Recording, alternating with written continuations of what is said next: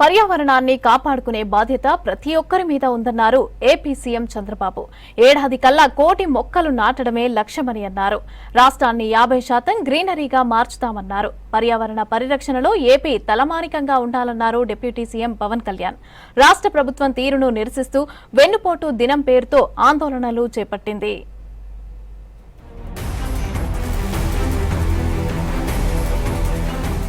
అడవుల పర్యావరణ రక్షణ బాధ్యత ప్రతి ఒక్కరిదన్నారు ఏపీ సీఎం చంద్రబాబు నాయుడు. రాష్ట్రం 50% గ్రీనరీతో ఉండేలా మొక్కలు నాటుతామన్నారు.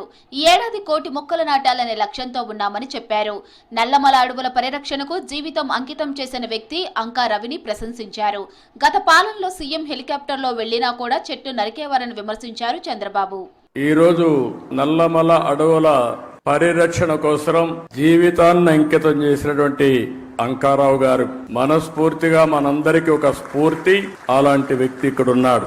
ఈ రోజు 1000 మంది విద్యార్థులతో మొక్కలు నాటే కార్యక్రమానికి శ్రీకారం చుట్టాం. ఈ రోజు మీరు చేసిన కార్యక్రమం అమరావతిలో ఒక చరిత్ర సృష్టించబోతుంది. ఈ సంవత్సరం 5 కోట్ల మొక్కలు నాటబోతున్నాం. పర్యావరణ పరిరక్షణలో ఆంధ్రప్రదేశ్ తలమానికంగా ఉండాలన్నారు డిప్యూటీ సీఎం పవన్ కళ్యాణ్. వచ్చే ఏడాది కల్లా 1 కోటి మొక్కలు నాటాలని సంకల్పం పెట్టుకున్నామని చెప్పారు. అడవుల్లో కార్చిచ్చు ఆపే ప్రయత్నాలు చేయాలని సూచించారు.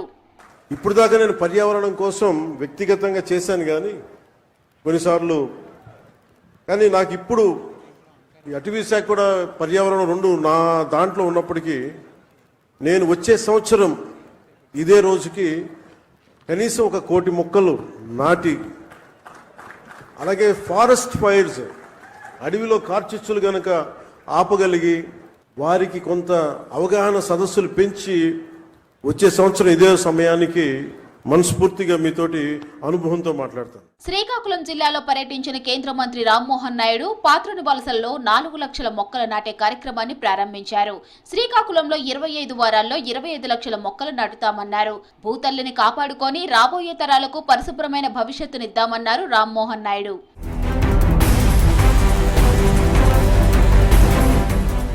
ప్రపంచ పర్యావరణం దినోత్సవం సందర్భంగా పశ్చిమ గోదావరి జిల్లా పాలకొల్లులో మొక్కలు నాటారు మంత్రి నిమ్మల రామానాయుడు. మహిళలతో కలిసి మొక్కలు నాటించి ప్రతిజ్ఞ చేయించారు. తర్వాత పాలకొల్లు టిట్కో గృహ కాలనీ వాసుల రాకపోకలకు నరసాపురం ప్రధాన కాలువపై నిర్మిస్తున్న వంతెన పనులను పరిశీలించారు. కాలువకు నీళ్లు వచ్చేలాగా వంతెన నిర్మాణాన్ని పూర్తి చేస్తామన్నారు మంత్రి నిమ్మల.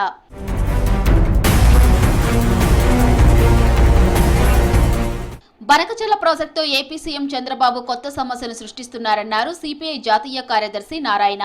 ఇప్పుడు బనకచెర్ల ప్రాజెక్టు అవసరం లేదన్నారు. ముందు పాత ప్రాజెక్టులు పూర్తి చేయాలన్నారు. పోలవరం నిర్వాసితుల సమస్యలు పరిష్కరించాలని డిమాండ్ చేశారు. చంద్రబాబు నాయుడు పెద్ద ప్రాజెక్టుల మీద నీటి ప్రాజెక్టు మీద పెద్ద మక్కువ లేదు.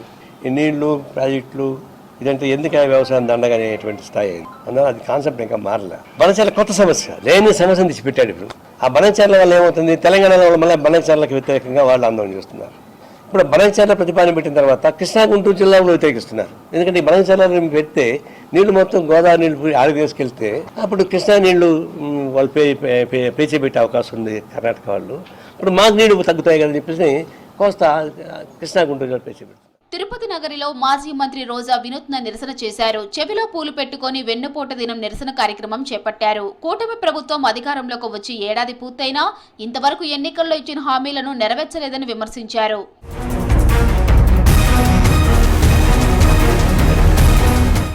గుంటూరులో మాజీ మంత్రి అంబటి రాంబాబుపై కేసు నమోదైంది. వెన్నుపోట దినోత్సవం పేరుతో వైఎస్ఆర్సీపీ చేపట్టిన నిరసన కార్యక్రమంలో పట్టాభిపురం సీఐతో దురుసుగా వ్యవహరించాడు అంబటి రాంబాబు. సీఐని బెదిరించినందుకు ఆయనపై కేసు నమోదు చేశారు పోలీసులు.